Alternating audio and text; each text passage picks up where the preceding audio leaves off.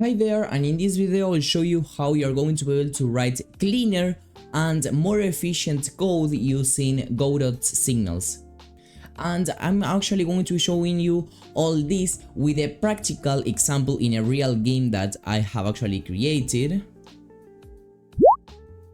So basically here the player can move around. As you can hear, there are some sound effects, and basically the player has to jump over these vehicles. As you can see, there's like a lot going on. There is a background, there are some decorations, there are coins.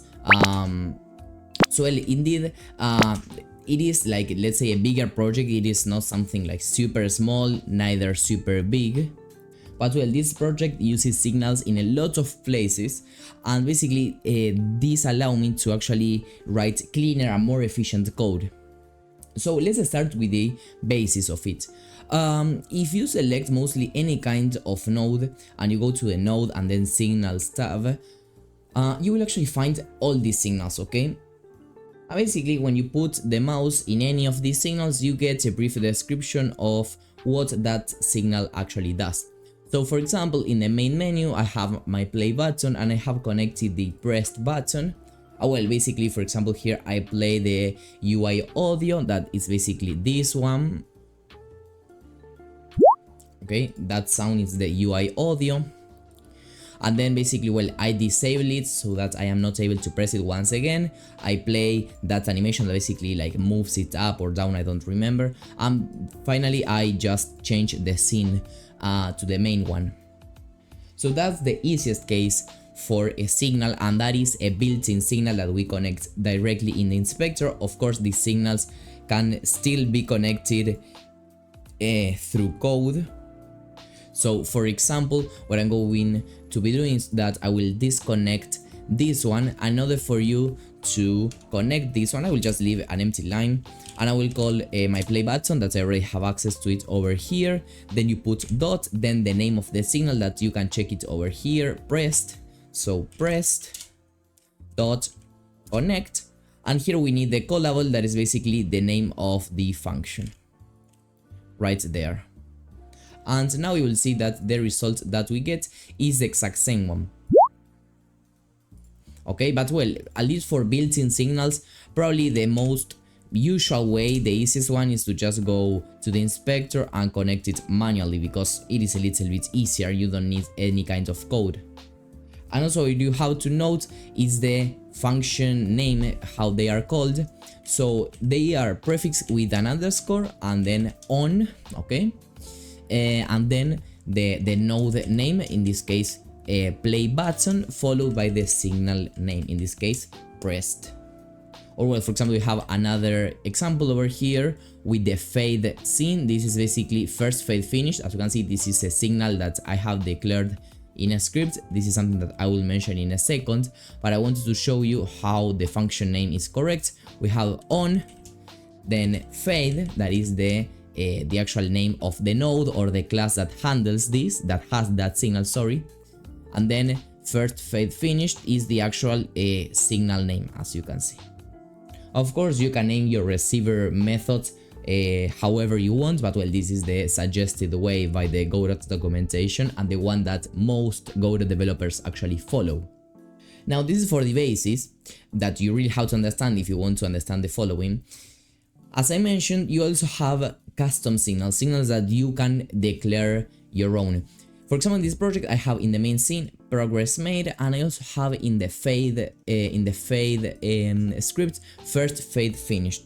So first of all, I will go with the progress made signal, and the first thing I have to know is that these signals, when you declare them, you can then they will actually pop up over here in the inspector, okay, in the signals tab over here, sorry. So this is quite useful because I can connect this, okay, to any node, okay, and I can connect this like manually from the signals, okay. Or what you will also see is that you can also let me go here to the script progress made, and you will see how I am also able to connect them manually, let's say by code, as we have done before. And here you are going to be seeing why custom signals are so useful for this exact example. So what you firstly have to know is that this game has progression, okay? Let's see if here you can spot it. Basically, when the game starts, the objects move relatively slow, and as time passes, they start moving faster and faster. This is something that I think that it is quite easy to realize. Now, as you can see, we are much faster than at the beginning, and as you can see, there are a lot of objects whose speed is being changed. We have the vehicles, the decoration, the background speed. So we need a lot of things to modify their velocity, and sometimes the communication between our progress made signal with the other stuff can be a little bit tricky, because here how we're handling this progression is basically with the timer. This is one of the easiest ways of actually handling progression. I just have this progression timer with some wait time, the auto start property, and when the timer is out, I basically just increase the global speed, okay?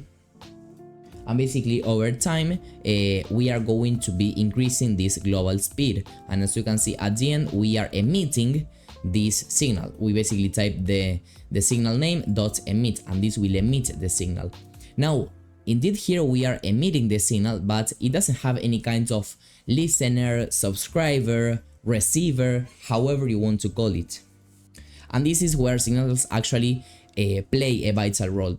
So as I was mentioning seconds ago, we have a lot of elements that will take a look at this progress made, because what we are essentially trying to achieve here is to increase the speed of different objects. In this case, I have an auto load over here. This is basically a global variable that I can access in various places. So for example, this global speed can be found in a lot of places in the game. For example, in the player, over here we are actually moving, okay, or using this global speed to move over here. In the vehicle we are also moving with this global speed. The decoration, we are also moving it with this global speed. So the idea is that every single object has this exact same global speed. And basically what happens is that, for example, the vehicles themselves, to which I am actually connecting this progress made signal as soon as I am spawning them. If I go here to the script, what is happening is that in the process delta function, I am moving it to the left. That's why I am subtracting it. I am seeing here this global speed variable, and then I am also adding an extra speed, okay, because I want my vehicles to move a little bit faster than the player, for example, and that's why I am just adding a slight extra speed. So if the global speed has been modified, I also need to update this extra speed, okay, so that this calculation will actually give me a new speed based on the updated global speed, basically. So the problem here is that in the main scene we don't have direct access to these vehicles because they are being instantiated, okay? So we wouldn't be able to connect them manually over here. That's why we're basically connecting this signal as soon as they are being instantiated. And the other case in which we have used signals for this project is that I manually connected to the background, and here I was able to directly connect it to the background because it is an object that is already instantiated when the game starts. I am not instantiating it manually or something like that. So this is quite simple. This background, okay, let me check it.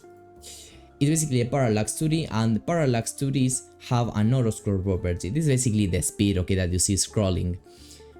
So also this background speed has to match the current speed. So what happens is that as soon as the game starts, I am setting my auto scroll speed to match the global speed. But remember, then this speed is going to be changing throughout the game. We could be doing this change directly in process delta, for example, so that every time we are checking for a new speed. But of course that would take some resources that we don't want to be using. So that's why the most performant way of doing this would be to update the auto scroll speed when the global speed changes. So this is another place in which we actually take advantage of signals. So in this case it is much easier because we just connect the signal over here. This is the receiver method on main progress made, and when this is done we update the auto scroll speed. So basically whenever you have problems communicating information, functions, variables, etc. between different objects, between different scenes, that basically, for example, as I was mentioning, the vehicle that then is spawned in the main scene and you want to communicate something between the two, the easiest way and most straightforward is to just use a signal. Because as you can see, it keeps everything quite easy to read, understand, modify, etc. If you're serious about leveling up your Godot skills, check out my course. In less than 6 hours, you'll master Godot fundamentals while building this amazing project. Links in the description. See you there.